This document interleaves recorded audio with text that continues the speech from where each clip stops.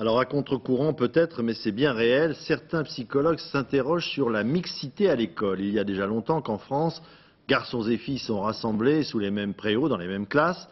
Mais dans certaines banlieues difficiles, ne vaudrait-il pas mieux séparer à nouveau garçons et filles? Exemple de situation délicate, un lycée technique de Seine-et-Marne à Noisiel. 900 élèves, seulement 47 filles. Comment trouver sa place? Faut-il jouer les garçons? Rester groupé entre filles? Reportage Nicolas Lemarinier, Pascal Delagneau. 47 filles pour 900 élèves. Au lycée technique René Cassin, la mixité, on en est encore loin.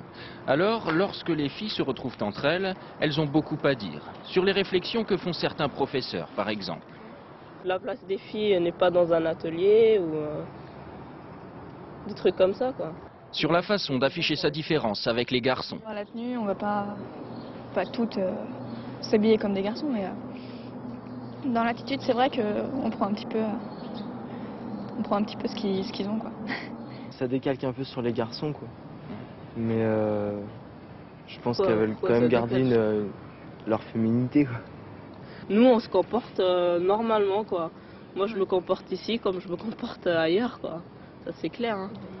Dans l'établissement, les filles sont 1, 2, 5 au grand maximum par classe. Microtechnique, ingénierie, électrotechnique, petit à petit, elles investissent toutes les spécialités. Et mine de rien, cela change beaucoup de choses.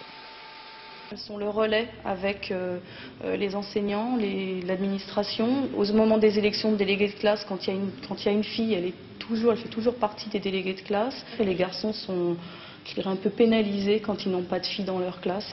Mais mixité ne veut pas forcément dire égalité. Certains professeurs hommes l'avouent franchement.